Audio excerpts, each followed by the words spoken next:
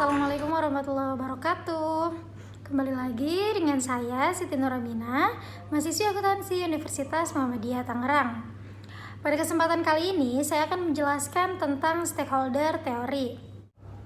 Nah, pada kesempatan kali ini saya akan menjelaskan tentang salah satu teori akuntansi, diantaranya adalah stakeholder teori. Stakeholder teori adalah teori yang menggambarkan kepada pihak mana saja perusahaan akan bertanggung jawab.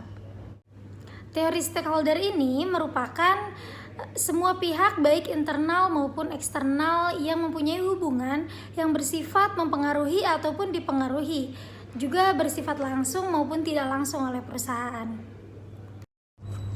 Nah, dalam mengembangkan stakeholder teori, Freeman dan Reed pada tahun 1983 memperkenalkan konsep stakeholder dalam dua metode, yaitu yang pertama adalah model kebijakan dan perencanaan bisnis, yang kedua adalah model tanggung jawab sosial perusahaan dari manajemen stakeholder. Nah, pada model pertama ini fokusnya adalah untuk mengembangkan dan mengevaluasi persetujuan keputusan strategis perusahaan dengan kelompok-kelompok yang dukungannya diperlukan untuk kelangsungan usaha perusahaan. Sementara dalam model yang kedua, perencanaan perusahaan dan analisisnya diperluas dengan memasukkan pengaruh eksternal yang mungkin berlawanan bagi perusahaan tersebut.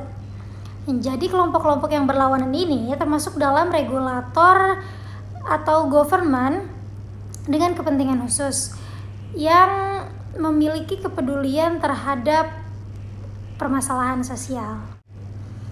Lesmana dan Tarigan pada tahun 2014 juga menjelaskan terdapat dua bentuk dalam pendekatan stakeholder, yaitu yang pertama adalah Old Corporate Relation dan yang kedua adalah New Corporate Relation. Perbedaan yang mendasar dari kedua pendekatan tersebut terlihat dari segi penekanan bentuk pelaksanaan aktivitas perusahaan. Old Corporate Relation menekankan pada bentuk pelaksanaan aktivitas perusahaan secara terpisah, yang setiap fungsi dalam sebuah perusahaan melakukan pekerjaannya tanpa adanya kesatuan di antara fungsi-fungsi tersebut.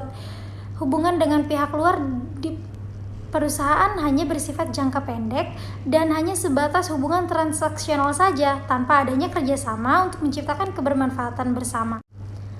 Sedangkan pendekatan New Corporate Relation menitik beratkan pada kolaborasi antara perusahaan dengan seluruh stakeholdernya. Hubungan perusahaan dengan internal stakeholder yang dibangun berdasarkan konsep kebermanfaatan bersama. Sedangkan hubungan dengan stakeholder di luar perusahaan biasanya bersifat fungsional saja, yang hanya bertumpu pada kemitraan saja. Sehingga dapat dikatakan bahwa pendekatan corporate relation itu adalah mengeliminasi jarak antara para stakeholder dengan si perusahaan.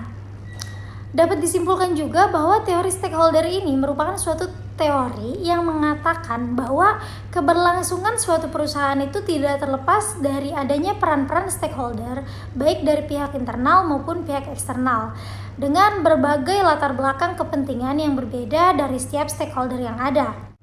Nah, variabel-variabel yang memiliki hubungan dengan teori stakeholder adalah variabel corporate social performance, di mana penerapan corporate social performance dapat menjadi strategi perusahaan untuk memenuhi kepentingan diri para stakeholder akan informasi non-keuangan terkait dampak sosial dan lingkungan yang timbul dari adanya aktivitas perusahaan.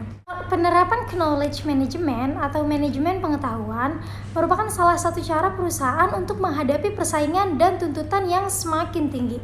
Pengetahuan merupakan aset yang harus dimanfaatkan oleh perusahaan guna mencapai kepentingan perusahaan dan para stakeholder.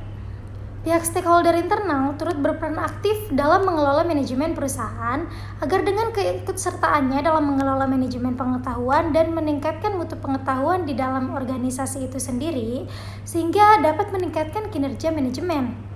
Nah, dengan meningkatnya kinerja manajemen, maka itu semua akan mempengaruhi stakeholder eksternal, sehingga stakeholder eksternal itu yakin bahwa perusahaan tersebut bisa bersaing dalam era globalisasi seperti sekarang ini, serta dapat tercapainya tujuan perusahaan. Mungkin itu saja yang dapat saya sampaikan. Kurang lebihnya mohon maaf, jika ada salah kata mohon dimaklumi. Saya Siti Nuramina pamit undur diri. Wassalamualaikum warahmatullahi wabarakatuh.